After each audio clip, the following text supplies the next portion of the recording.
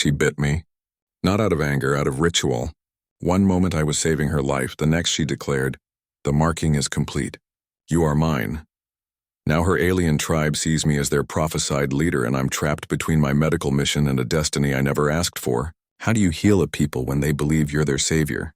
Kale's medical scanner had just finished mapping the puncture wound when Sherry's teeth broke his skin. The bite happened as he stitched the gash across her ribs, faster than pain, faster than reflex. It wasn't the violence that stunned him. It was the precision. Her canines found the junction between his thumb and forefinger exactly where his own scans showed a cluster of nerve endings. The wound burned like chilled fire, tendrils of blue light threading beneath his skin as the Ashtarai woman held his wrist firm. Tribal scholars would later explain the ritual's intricacies. For the Ashtarai, bonding scars weren't decorations, they were circuit diagrams. The raised patterns around Sherry's collarbone conducted bioelectric currents, allowing direct neural interfacing during mating or combat. What Kale mistook for ceremonial tattoos turned out to be grown implants, coaxed from specialized cells that flourished under ultraviolet sunlight. His medical database had no equivalent. Across human history, similar irreversible marks dictated social roles.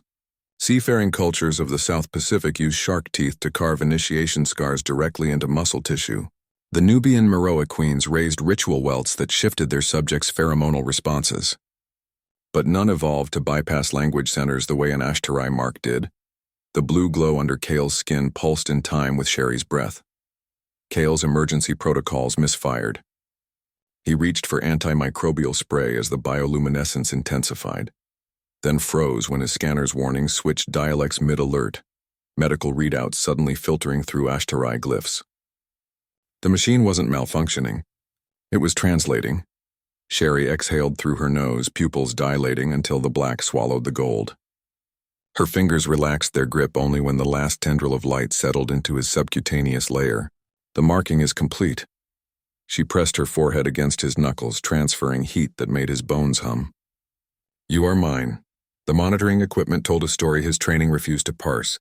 His synaptic activity now showed mirrored patterns matching Sherry's neural rhythms. Hormonal spikes charted like paired stars. When she winced at her healing ribs, his adrenal glands fired before his brain registered her discomfort. Across camp, warriors knelt in the red dust without prompting. Elders emerged from woven shelters with hands raised not in greeting, but in gestures Kale's translator tagged as deference to a house lord. Sherry's eyes didn't leave his face as she called for a water shaper to bathe the medic's hands in sacred springs.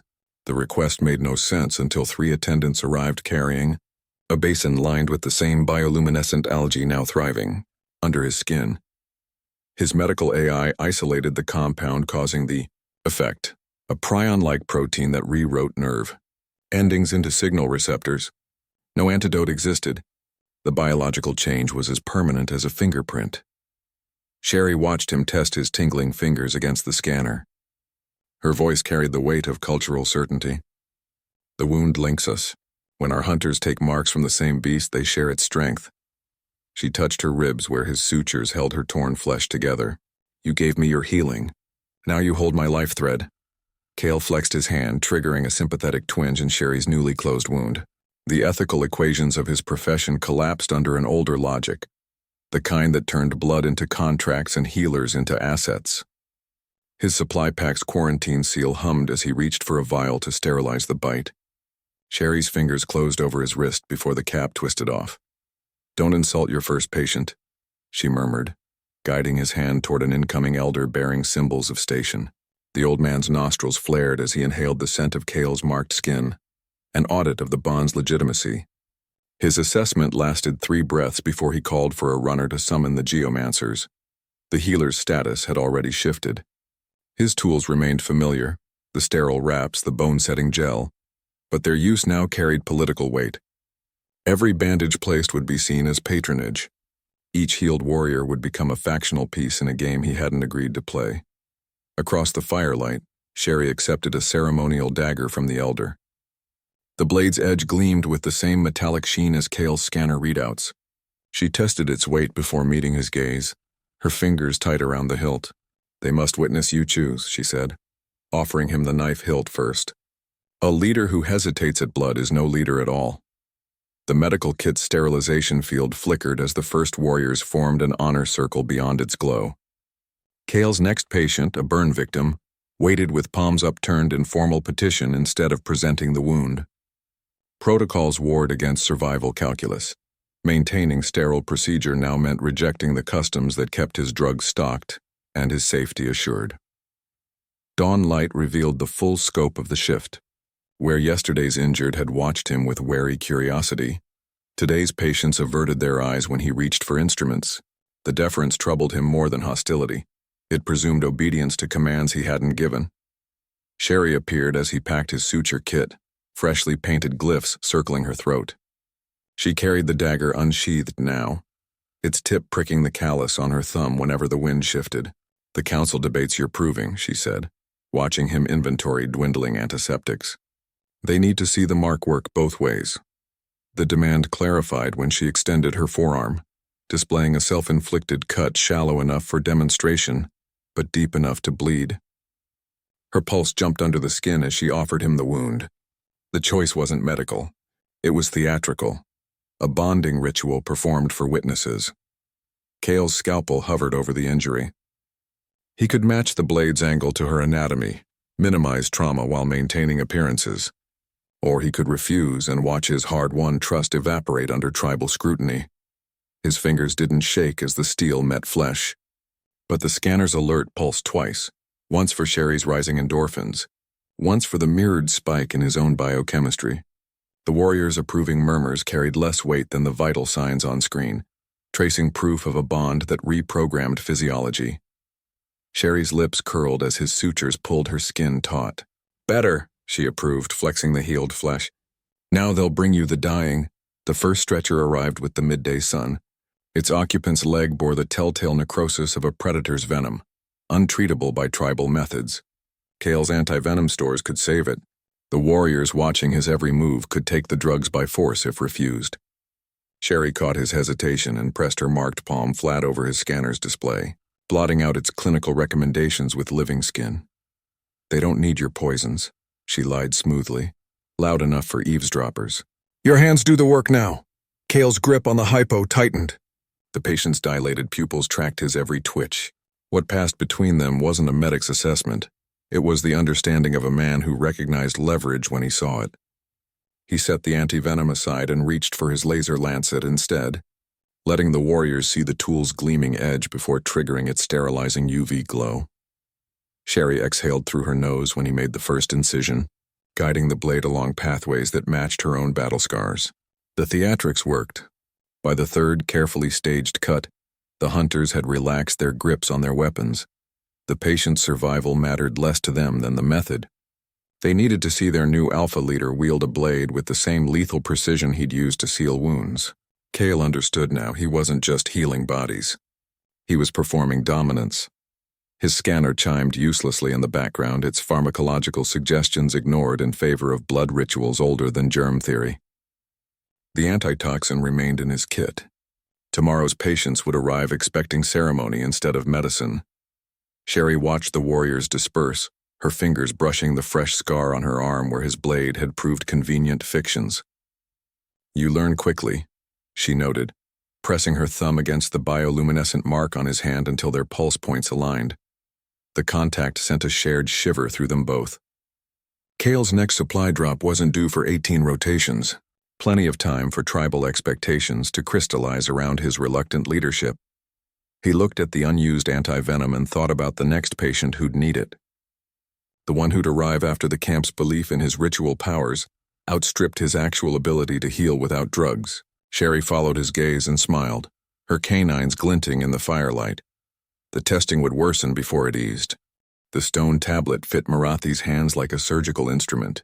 She turned it toward the firelight, tracing symbols with practiced fingers while warriors flanked Kale on the council chamber's woven mats. 5 glyphs matched his Federation medical badge's embossing exactly. Not approximate shapes, but precise duplicates of bone density scans and neural mapping icons.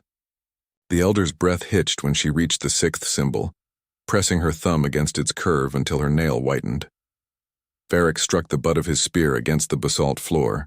No Starborn carries the old marks. He jabbed the weapon's tip toward Kale's scanner, where readouts pulsed in Ashtarai glyph patterns rather than standard text. Their machines steal knowledge to mimic what they don't understand. Kale's diagnostic tools lay displayed on a ceremonial cloth between them, arranged not by function but by some ritual taxonomy. The elders had placed his laser scalpel beside divination rods, his bone knitter parallel to a set of carved prophecy bones. Each piece of equipment bore fingerprint smears where multiple hands had tested their weight and balance. Marathi ignored Varric's outburst. She slid the tablet across the mat until it aligned with Kale's marked hand. When firelight hit the carved symbols at the correct angle, they cast shadows identical to the bioluminescent patterns under his skin. "You see?" she murmured to the other elders. "The vessel bears the healer's lamp, just as the first days foretold." Historical cases flooded Kale's mind. Polynesian islanders believing Cook's sextant communicated with gods, Incan priests interpreting Spanish compasses as oracles. But those were accidents of first contact. This prophecy had anticipated Federation medical iconography centuries before his people breached the stars. Varric circled the fire pit, his shadow stretching across the tablet. "Prophecy says the star healer wakes the crystal." He snatched Kale's scanner, holding its display toward the assembled elders. "Show us where your machine hides our heart." The demand made no sense until Marathi lifted a palm-sized reliquary from her robes. Its crystal shard pulsed with the same rhythm as Kale's marked hand. Sherry had mentioned the heart of Ashtarai in passing, but seeing it radiate energy in time with his biochemical changes sent a jolt through his nervous system. His medical AI flagged the reaction as resonant induction, biological tissue syncing with crystalline matrices at the quantum level. Kale flexed his fingers, watching the glow intensify along his tendons. Marathi mirrored the motion, her aged hand steady as she unpacked more ritual objects. A polished bone needle emerged, its tip stained blue from countless ceremonial pricks. She laid it across Kale's wrist communicator, aligning the two objects with ceremonial precision. Varric spat into the fire. His warriors shifted grips on their spears, not threatening yet, but telegraphing readiness. "The outsider's sickness walks among us already. You'd invite more?" He pointed at the quarantine symbol on Kale's field kit. Their own signs warn of plague. Marathi didn't look up from arranging the items. Prophecy accounts for testing. "The false healers perish when the crystal judges them." She lifted the reliquary, letting its light play across Kale's face. "This one bears our mark in his flesh. His tools speak our tongue. When has the heart ever erred?" The gathered elders murmured agreement, but Kale noticed how their hands strayed toward hidden weapons as they spoke. This wasn't blind faith, it was careful political positioning. Marathi represented the mystic faction, Varric the warrior caste. His unexpected arrival had disrupted their balance. Kale's scanner beeped abruptly, its screen flooding with unfamiliar glyphs before resolving into a topographic map. The terrain matched the valley outside, complete with blinking markers at specific coordinates. Varric froze mid-protest, his eyes locked on a pulsing sigil near the northern cliffs. "The burial caves," one elder whispered. Marathi's fingers trembled around the reliquary. The crystal's glow intensified as she turned it toward the scanner's display. Not burial. Awakening. Kale's medical training recognized the physiological signs of seismic activity before his ears registered the distant rumble. The scanner's terrain readout updated in real time, structural stresses accumulating along the cavern walls where the marker pulsed. His instinct was to evacuate, but the elder's rapt expressions held him in place.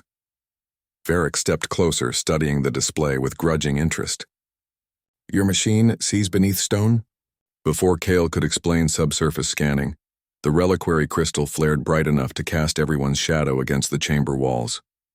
Marathi gasped as its light refracted into a dozen intersecting beams, each illuminating a different elder's face. "The heart chooses," she declared. The star road opens at last. Kale's scanner pinged again, overlaying a second set of symbols across the terrain map. These matched the markings on Sherry's ceremonial armor, military glyphs for defensive positions and ambush sites. The device wasn't just translating language. It was adapting Federation cartographic data into Ashtarai tactical diagrams. The implications dawned on him as Varric leaned in, eyes calculating. His scanner had become an oracle for both factions. The mystic saw prophecy fulfilled. The warriors recognized battlefield advantage. Neither cared about the underlying technology, only what it could do for their agendas. Marathi pressed the reliquary into Kale's hands, closing his fingers around it until its edges bit into his palm. "You'll lead the descent at moondark," she said, as though stating inevitable fact. Varric laughed sharply. "Let him prove he can navigate caves before we follow him to ruins." He tapped a fingernail against the scanner's casing.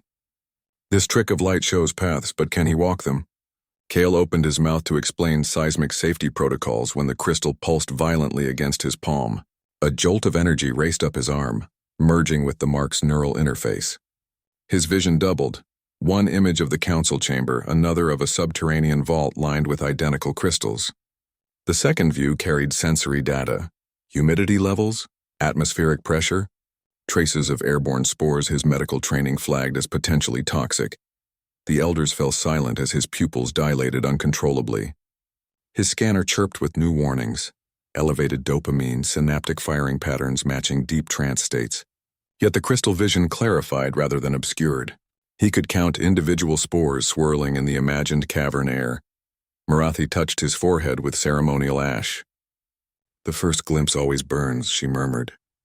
"By the third waking, you'll parse time as the heart does." Varric folded his arms, but his warriors lowered their spears a fraction. Neither faction could dismiss direct communion with their sacred artifact. The compromise emerged unspoken. Kale would have his trial, but under their terms. The scanner screen flickered with an alert its programming shouldn't allow. A proximity sensor turned ritual countdown. 12 hours until celestial alignment, the precise interval Marathi had named for their descent. Someone had reprogrammed his equipment without physical access, likely through the biomarking's neural link. Sherry entered as the elders dispersed, her armor freshly painted with glyphs matching the scanner's tactical display. She took in Kale's grip on the reliquary, the tension in Varric's shoulders, and nodded once. "They'll argue until you bleed on the stones," she told Kale. "But once the heart answers, even skeptics obey." Kale looked down at the crystal in his hand, a medical curiosity that had just rewritten his neural pathways. His physiological readout still showed elevated neurotransmitters, but the diagnostic frameworks kept changing.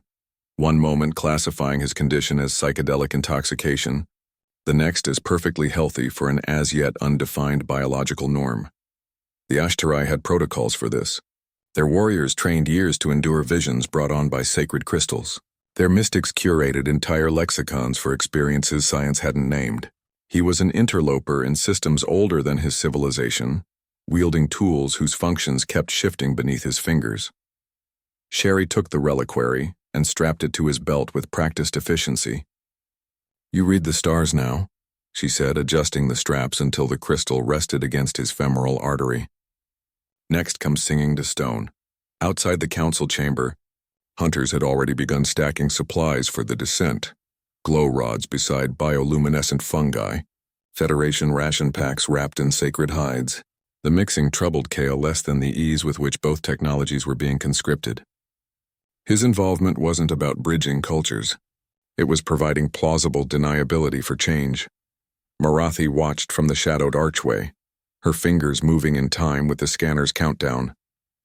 Varric drilled warriors nearby, incorporating the device's tactical maps into their spear drills. Neither faction acknowledged the other, but both oriented around Kale like planets circling a star.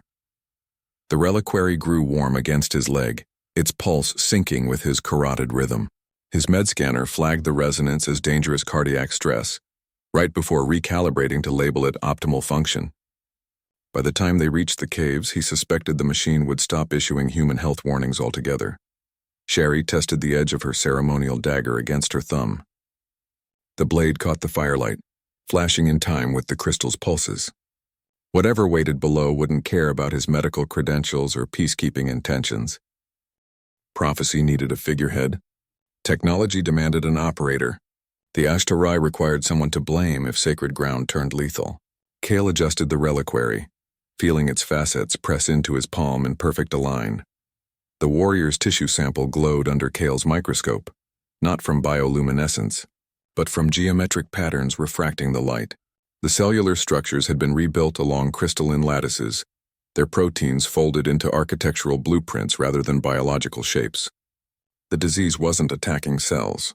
It was repurposing them.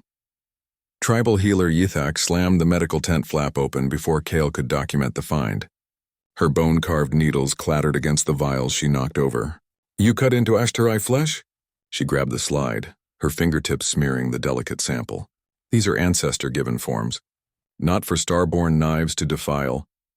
Kale's scanner tagged the crystalline formations as prion-like, self-replicating proteins that folded healthy tissue into new configurations. But where human prion diseases created chaotic debris, these structures grew with mathematical precision.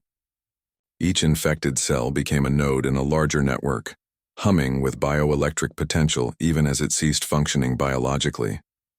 The contradiction struck him as he stabilized the microscope. Prions were supposed to destroy. These were repurposing.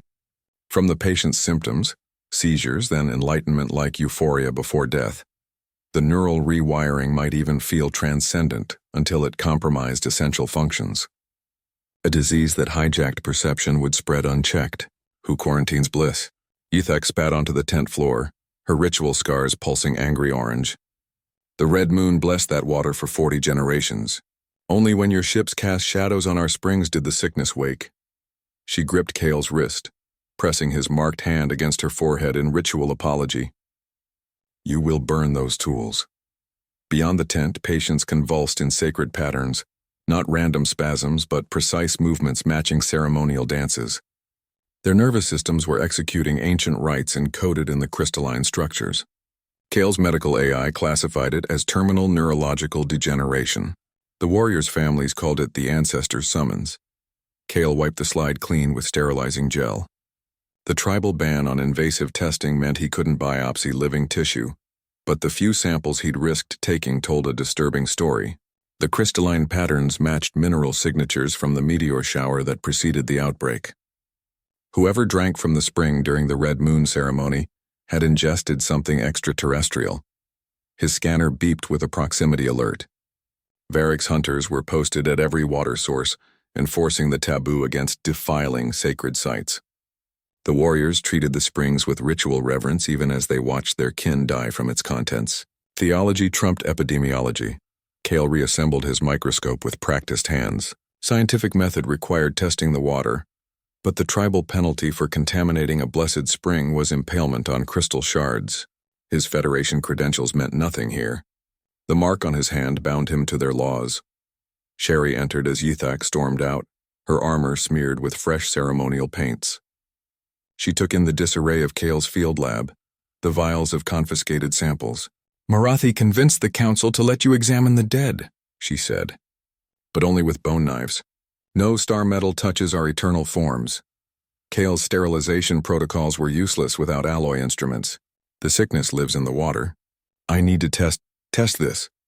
Sherry pressed her palm against his scanner. The mark's bioluminescence intensified as the device recalibrated to display nervous system readouts instead of chemical analysis.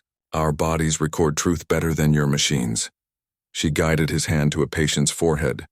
The contact sent a jolt through his synapses. Double vision again, one reality superimposed over another. He saw the warrior's feverish body on the mat, and simultaneously glimpsed microscopic structures proliferating along his nerve endings. The shared perception lasted 3 rapid heartbeats before fading. Kale's unmarked hand trembled as he reached for antiseptic. Tribal healers had been observing symptoms for generations without understanding mechanisms. His equipment could quantify the damage, but only the biomark let him experience it. Neither approach alone was sufficient. At moondark, he followed Sherry to the death tents. The clan's most sacred prohibitions relaxed somewhat for the terminally ill, enough to let him swab mucous membranes if he used approved tools. His glass slides had been replaced with thin crystal sheets blessed by the elders. Every sample had to be returned to the pyre with the body. The first warrior's autopsy confirmed his fears. The crystalline structures had converted 30% of his brain into a latticework that still conducted electricity post-mortem. Noticeable patterns emerged, clusters around the visual cortex and basal ganglia, areas governing perception and ritual movement. The disease had a preference. Sherry watched Kale sketch the formations with berry dye on treated hide. The ancestors' summons begins with visions, she said. Hunters see past battles replaying. Elders hear the first songs. She touched the dead warrior's forehead where Kale had marked the worst damage. This is the gate closing behind them. Kale's scanner struggled to interpret the bioluminescent patterns now pulsing across the corpse's skin. Not a death throw, but some final electrochemical discharge. The readings resembled data compression, as if the crystalline network was preserving neural information in non-biological format. A backup copy made in alien syntax. The next morning found him at the spring's edge with Sherry standing sentinel. The water glittered under triple suns, its surface swirling with metallic flecks. Up close, the sacred particles resolved into geometric fragments identical to those in infected tissues. Varric's warriors watched from the tree line, spears resting against their shoulders in deceptive casualness. Kale filled a ritual bowl, letting the water filter through layers of ceremonial cloth as Ashtarai customs demanded. The thin fabric wouldn't stop nanoparticles, but it bought him time to scan the sample before the warriors recognized his transgression. His handheld analyzer beeped frantically, trace minerals matching the meteor shower's spectra, plus organic compounds unlike anything in his medical database. Sherry's grip on her dagger tightened as Hunter Rathel stepped forward. "You take blessings without offering?" The warrior's nose wrinkled at Kale's equipment. "Even Starborn no balance." The bowl trembled in Kale's hands. Rathal wasn't asking for ritual exchange. He was testing obedience. Tribal law required pouring libations before taking sacred water. Kale tipped the vessel, letting droplets splash onto the moss-covered stones. The gesture seemed to satisfy the hunters momentarily. His scanner finished its analysis as the warriors turned away.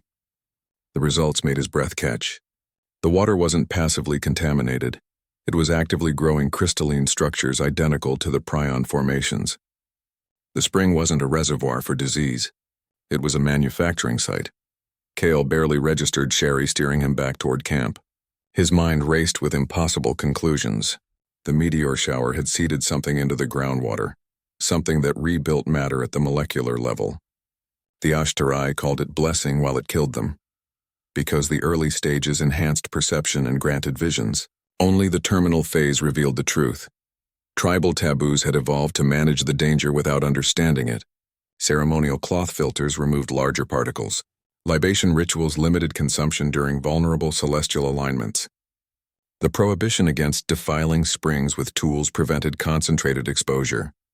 Their customs were primitive quarantine protocols. Back in the medical tent, Kale's stolen water sample glowed under makeshift containment, a sacred fire bowl lined with sterilization gel.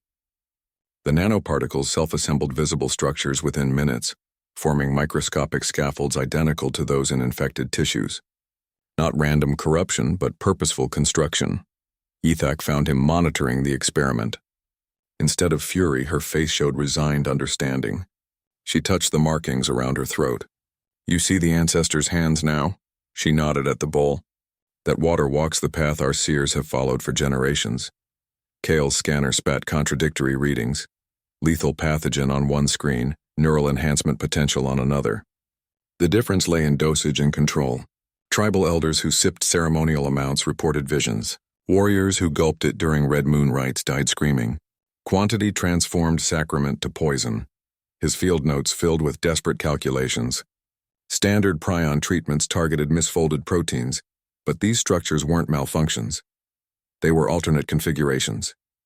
Any cure would need to either dismantle the crystalline networks without harming native biology, or teach the body to safely coexist.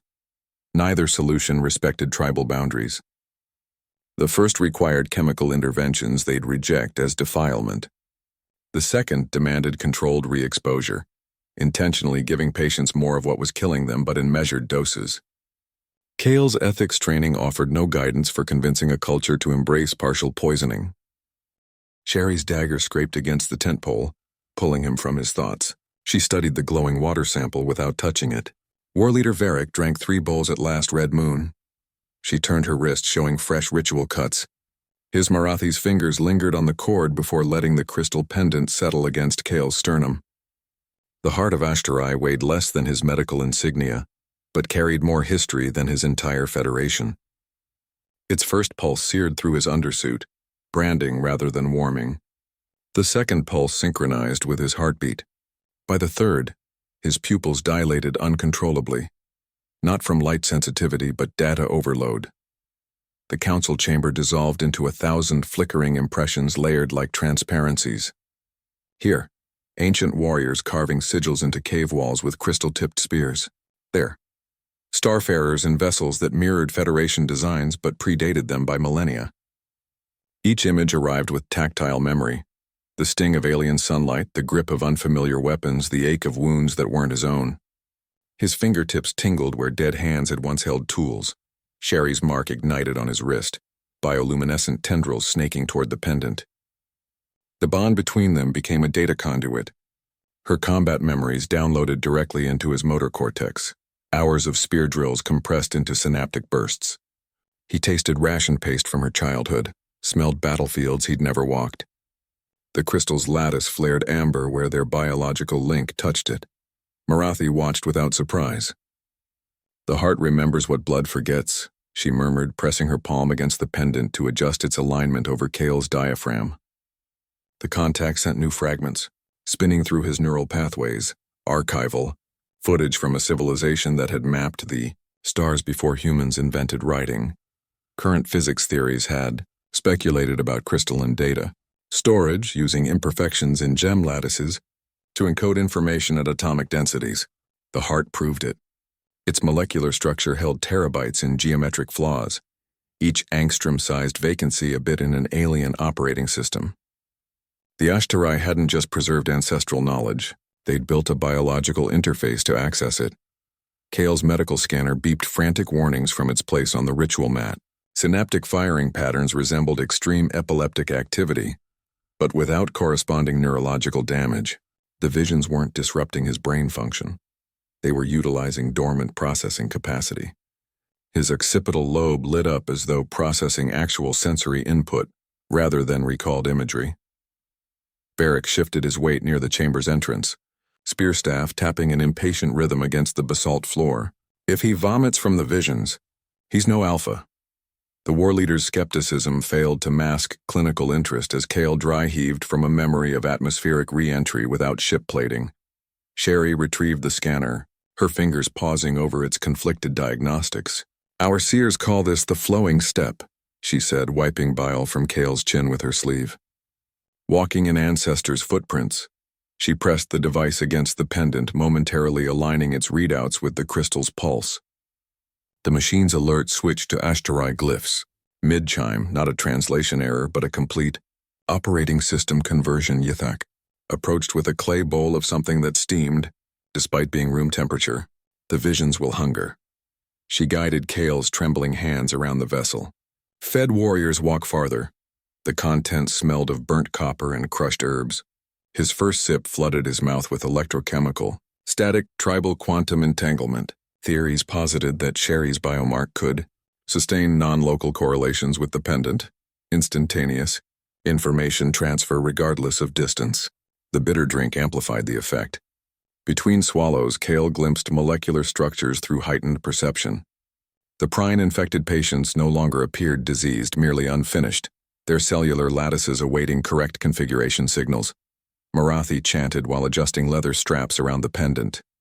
Each twist changed the vision's clarity. Tightening the left cord sharpened tactical memories, siege formations, ambush routes. The right cord controlled medicinal knowledge, ancestral healers demonstrating crystal surgeries and neural mapping. The Ashtarai hadn't just stored data in the heart, they'd engineered an interactive tutorial. Kale's diagnostic training warred with direct experience. No medical scan could capture the crystal's full function, how it interfaced with his brain's hippocampal replay mechanisms to simulate skill acquisition. His hands ached from phantom muscle memory of procedures he'd never performed. Tribal healing techniques overwrote his Federation field manuals. A particularly violent memory cascade sent him to his knees, generations of childbirths compressed into 90 seconds of visceral sensation. The pendant burned against his sternum, searing through undersuit fabric to leave a perfect inverted copy of its geometric flaws on his skin. His neural activity spiked beyond the scanner's measurement range. Sherry caught him before his face hit stone. Her biomark flared where it touched his wrist, stabilizing the data torrent through shared biochemistry. Breathe with the gaps, she instructed, timing his inhalations to the vision's natural pauses. The technique worked, mostly. His prefrontal cortex began segregating memory intrusions from conscious thought. Varric finally approached, kicking the scanner aside to loom over them. Can he fight? The war leader's tone suggested he already knew the answer. Rather than respond, Sherry unsheathed her dagger and tossed it toward Cale. His hand snatched the hilt midair, executing a perfect defensive rotation before the conscious thought formed. The movement matched Varric's own signature grip from 3 generations prior, accessed and replicated through ancestral memory. The council drew breath as one. Even Yithak paused in her chanting. Cale stared at the blade as though it had grafted to his fingers. Every micro-adjustment in his grip mirrored etched combat lessons from the pendant's depths. Marathi placed her palm over the heart. Now you understand our way. She pressed until the crystal's edges bit into Cale's skin. Not learning, remembering. The implications unfolded faster than the visions. The Ashtarai hadn't just preserved history, they'd hacked neuroplasticity. Each generation added their expertise to the crystal's lattice, creating cumulative knowledge that bypassed traditional teaching. Their seers weren't mystics but biological technicians interfacing with ancestral cloud storage. Cale flexed his fingers, watching tendon movement with new comprehension.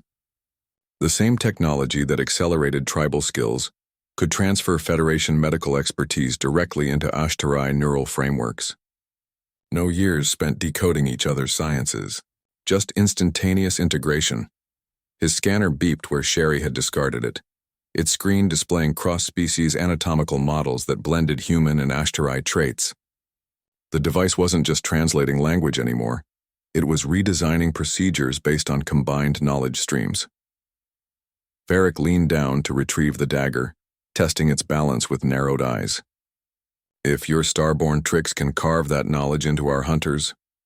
He trailed off as Cale stood without assistance, movements fluid with accessed muscle memory. Marathi intercepted the blade, pressing it hilt first into her palm until blood welled around the grip. The heart chooses its vessels. She smeared crimson across the pendant's face, temporarily darkening its glow. This one walks 2 paths. The ceremony's purpose clarified as elders began lining up with their own blades. Each cut, each blood transfer loaded more ancestral data into the pendant's lattice. Information Cale could access but not yet contribute to. The heart required payment in hemoglobin and neural patterns. Cale's first true test came when they brought in a prion-infected child. The girl's convulsions mirrored ceremonial dances exactly, her nervous system executing perfected forms despite muscle atrophy. Yithak placed the girl's twitching hand against the pendant, then stepped back expectantly. You drank from our springs, the healer reminded him. Now drink from the heart.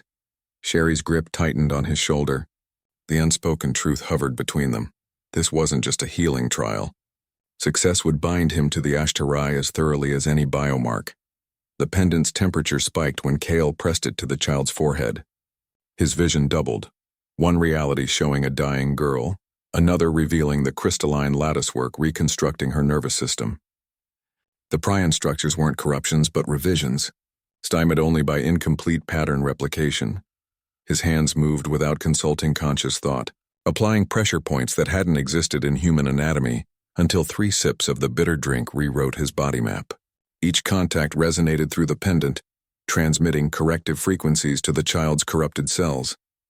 Varric's spear clattered to the floor when the girl took her first unassisted breath. Cale barely registered the sound. His entire nervous system had become a conduit for hybrid healing techniques. The visions hadn't just shown him Ashtarai medicine. They'd erased the distinction between it and his Federation training, Arathi retrieved the pendant with ceremonial solemnity. The crystal's core now pulsed with threads of Cale's own biomark luminescence. 2 sciences made one, she declared, securing the cord around her own neck. The moment it touched her skin, her pupils dilated with accessed memories. Decades of Federation medical training compressed. The first auroras appeared at dawn, violet tendrils licking across the ionosphere like reverse lightning. Cale's deflector network spat static before the full solar storm hit. Ship tech adapted to tribal needs, now vibrating at frequencies that made teeth ache. The plasma ribbons weren't supposed to penetrate this deep into Virilia's atmosphere. His scanner mapped the anomaly in jagged spikes, atmospheric density dropping where it should have thickened, magnetic fields inverted. Someone had miscalculated the planet's shielding capacity. Sherry arrived in full battle regalia, her armor's crystalline embellishments already glowing from ambient radiation. She touched a fingertip to the main deflector node, salvaged from Kale's shuttle's starboard wing, and frowned at the resistance. Third wave will breach before nightfall. Kale adjusted the emitter array, sacrificing coverage breadth for depth. The modifications still felt precarious. Indigenous copper alloys replacing duranium stabilizers. Amplifier crystals jury-rigged with plasma conduits meant for coolant systems. His medical scanner had repurposed into an ad hoc control interface, its screen flickering between standard and Ashtarai glyphs as it interpreted the storm's progression. Warriors assembled with fire-hardened spears, their ritual scarring patterns flaring orange under the charged air. They positioned themselves along the settlement's perimeter, not preparing flight but last stands. Varric's hunters tethered explosive fungal pods between deflector nodes, creating a chain of potential plasma flares meant to divert rather than absorb the coming bombardment. The triage tents overflowed before noon. Prion-infected patients convulsed in sync with the storm's electromagnetic pulses, their overwritten nervous systems responding to celestial stimuli hidden from healthy perceptions. Kale's scanner classified the phenomenon as involuntary piezoelectric resonance. Their crystalline, cellular structures conducted the storm's energy like organic antennae. Marathi intercepted him carrying a crate of sedatives to the medical tents. The elder's eyes reflected the eerie sky as she blocked the entrance with her staff. The ones who dance will summon the pathfinders. She nodded toward 3 young warriors twitching in perfect choreography despite muscular atrophy. Moving them breaks the pattern. Kale's dosage calculations hadn't accounted for mystical considerations. His initial instinct, sedate everyone to prevent seizure injuries, clashed with the Ashtarai belief that storm-aligned movements guided ancestral spirits. Sherry's arrival with a wounded hunter forced the issue. She deposited the bleeding man at Kale's feet and unsheathed her dagger in one smooth motion. "Half doses for the dancers," she ordered, pressing the blades flat against Kale's sternum where the heart pendant lay hidden. "Full for those who scream against the storm." The compromise worked until sunset. Then the second wave hit. Ionized plasma sheeted across the deflector grid like liquid metal poured over glass. 3 perimeter nodes shattered instantly, their indigenous materials unable to sustain the sudden thermal differential. The nearest warriors triggered fungal explosives in sequence, creating a chain of purple fireballs that momentarily pushed back the storm's edge. It bought 7 minutes. Kale recalibrated the remaining nodes, routing power through the heart crystal hanging against his chest. The pendant grew searing hot as it processed energies his Federation tech couldn't safely channel. Its lattice structure fluoresced, projecting holographic stabilization patterns onto his fingers as he worked, ancestral knowledge guiding modern adjustments. Sherry dragged 2 more wounded into the medical tent just as Kale activated the overload protocol. The grid hummed at frequencies that vibrated bone marrow, its resonance tuned to deflect rather than absorb. Outside, warriors covered their ears as the sound triggered bioluminescent warnings. Across their ritual scars, ancient hazard indicators lighting up in unison. Patients began screaming. When the resonance found their prion structures, the vibration should have shattered the alien crystalline formations. Instead, it energized them. Kale's medical scanner registered terrifying vitality spikes in terminal cases, biological functions normalizing even as neural activity became increasingly alien. Marathi chanted over the loudest convulsors, her hands smearing ceremonial pastes across their foreheads.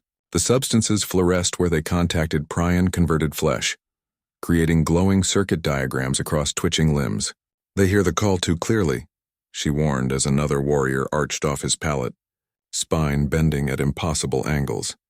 Barracks explosion signals came in rapid succession, all remaining fungal charges detonating at once. The concussive waves barely registered over the storm's roar. Cloudless lightning scorched the northern granaries, then the eastern armory.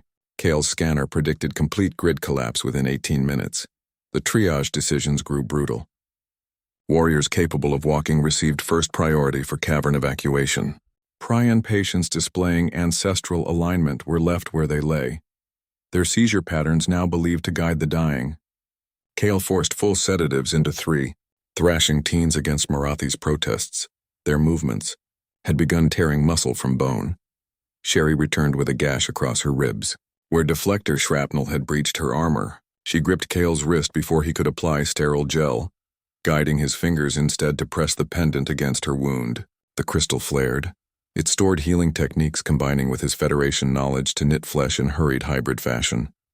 Grids failing, she gasped as the stitchwork stabilized her. Time to choose who carries the future. Kale's remaining equipment presented impossible options. The portable shelter could protect 6 people from surface radiation for 12 hours, or 1 person long enough to attempt grid repairs. The shuttle's auxiliary battery might power critical medical devices, or it could energize one last deflector surge. Outside, the storm's center loomed like a bruise across the sky. Atmospheric pressure dropped precipitously, making eardrums pop. First breathable particles, then topsoil began lifting toward the hovering plasma mass.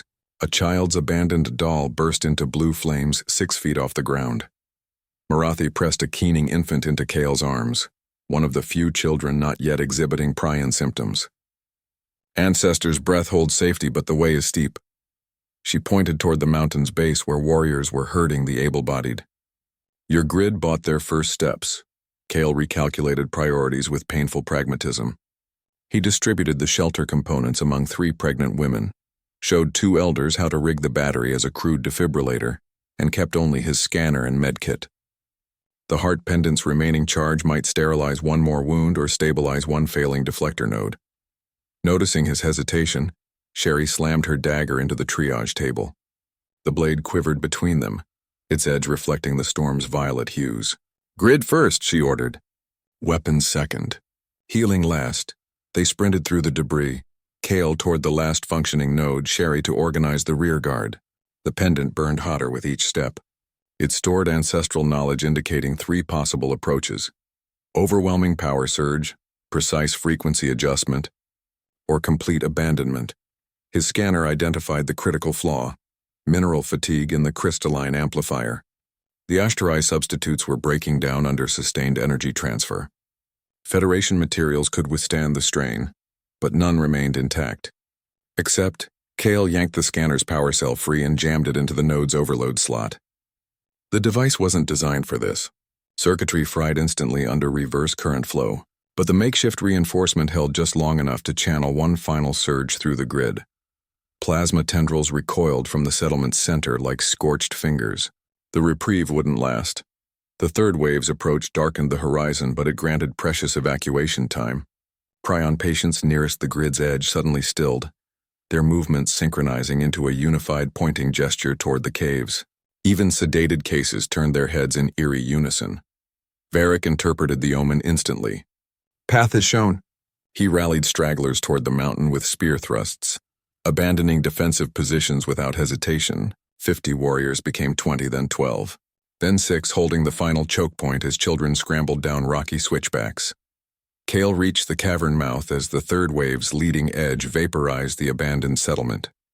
The thunderclap knocked runners off their feet. Concussive heat melted iron-rich stones into glowing puddles. His last scanner readings confirmed the unstoppable. The plasma front would reach even these depths within hours. Sherry hauled him backward into the cavern's relative coolness.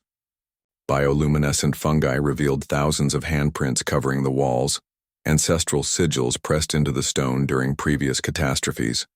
Newer markings showed where recent evacuees had added their own. Marathi stood at the cavern's first chamber, directing survivors deeper into the mountain's belly. She paused when Kale passed, her fingers brushing the now dull heart pendant. First refuges for bodies, she murmured. Second, Kale's final transmission to the Stellar Alliance encoded a careful deception. The file contained real data: biochemical analysis of the prion structures, atmospheric scans of the cave systems, even neurological readouts from the bonding ceremonies. But it omitted one critical fact: the coordinates for the heart chamber where Ashtarai elders now safeguarded their most sacred secrets. The encryption algorithm smoothed over the missing fragments like a weaver repairing damaged cloth, leaving no visible seams. Varric tested the knowledge gap through combat. The war leader had insisted on spear trials the morning after Kale transmitted the files, timing the exercises to coincide with the Corps' next expected check-in window. He arranged warriors in attack patterns that forced Kale to rely solely on instinctive knowledge, the muscle memory downloaded through the heart pendant rather than formal Federation training. Each clash carried unspoken stakes. Could the outsider access battle plans his superiors might need? Sherry moved through the sparring grounds with deceptive casualness, her fingers occasionally brushing the biomark on Kale's wrist. The contact sent micro-tremors through his nervous system, not enough to disrupt his movements, but sufficient to remind him of the bond's constraints. She'd explained it weeks ago during his initial orientation. The mark made true deception impossible between them. Any significant omission vibrated like a plucked string through their shared biochemistry. The Stellar Alliance transmission signal crackled through atmospheric interference at midday. Kale recognized the frequency's distinctive warble even before his neural implant decoded the header tags. 6 years of medical service had conditioned his body to respond automatically. Posture straightening, breath cycling into controlled patterns optimized for debriefing clarity. Muscle memory ran deeper than cultural adaptation. Varric observed the physical shift with Hunter's eyes. He barked an order that sent warriors scrambling to surround Kale in ceremonial formation. Their spears formed an outward-facing perimeter, but the arrangement served dual purposes. The ritual show of protection also created a cage. Movement beyond the circle would require either negotiation or violence. Sherry pressed her marked palm against Kale's carotid artery, monitoring the pulse jump as his implant decoded the encrypted preamble. The transmission contained standard priority queries: status of planetary quarantine, casualty estimates, progress toward pathogen isolation. Routine requests that now carried treasonous weight. Every truthful answer endangered Ashtarai's sovereignty. Kale's fingers hovered over the risk communicator, where he'd need to input verification codes to unlock full transmission. The device's biometric sensors detected minute tremors incompatible with authorized use, his body remembering the strict penalties for data withholding under Interstellar Medical Corps regulations. Sherry exhaled sharply through her nose, her own pulse accelerating in sympathetic resonance. Marathi arrived with the heart pendant balanced on a ritual cloth. The elder positioned the crystal between Kale and the communicator, its internal lattice casting prismatic shadows across the keypad. "Lie to stars," she instructed, "and stone remembers." The warning held layers, the Ashtarai belief that celestial bodies recorded truth, paired with the very real quantum entanglement properties their sacred crystal could facilitate.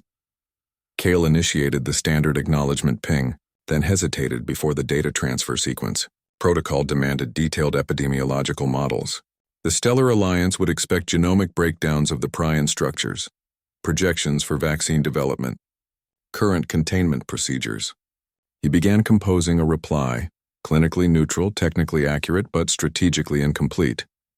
Varric struck first. His spear whipped sideways to knock the communicator from Kale's grasp, the movement too fast to be reflexive. "Your machine breathes lies," the war leader growled. He pressed the weapon's tip against Kale's sternum, testing willingness to bleed for deception. Behind him, hunters tightened their formation, ceremonial paints darkening in the shifting light. Sherry stepped between them, her dagger drawn, but pointed downward, a mediator's stance. She addressed Varric without breaking eye contact with Kale. "Ask your question directly." The unspoken challenge hung between them. Tribal law permitted truth tests through combat, but only after clear accusation. Who owns his first loyalty? Varric gestured toward the fallen communicator, where transmission indicators still pulsed. "That box calls his blood home." The technical specs flashed through Kale's mind. Stellar Alliance emergency beacons could maintain uplink for 12 minutes without manual confirmation. His incomplete transmission sat in limbo, neither sent nor abandoned. The communicator's outer casing displayed faint bioluminescence where Sherry's fingertips had brushed it earlier. The mark's residue interacting with Federation tech in ways neither civilization fully understood. Kale retrieved the device under watchful spears. His neural implant automatically began recalculating optimal data packages, medical priorities balanced against strategic omissions. He silenced the internal algorithms with a practiced mental command. The bureaucratic calculus of the Interstellar Medical Corps no longer applied. With deliberate slowness, he input the command to cancel transmission. The confirmation chime sounded alien in the tense air. Varric's warriors murmured as connection lights dimmed, their spear points lowering incrementally. Kale pressed his marked hand against the communicator's surface until residual energy made his fingerprints glow. There are no answers here that won't destroy what you are. Marathi nodded approval while sliding the heart pendant around Kale's neck. The crystal warmed instantly against his skin, its stored knowledge resonating with his decision.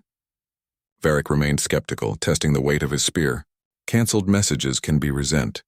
Sherry settled the matter by crushing the communicator under her boot heel. The composite casing fractured with a sound like snapping bone, internal components spilling across stone in a tangle of conductive threads. She ground the pieces deeper into the rock with a warrior's thoroughness, ensuring no salvageable data fragments remained. Now we hear his choice without star whispers. The E-Mark ceremony required no special preparations, just witnesses and willingness. Kale understood the implications as Sherry led him to the Johnsher circle at the cavern's heart. This wasn't merely bonding. It was renunciation.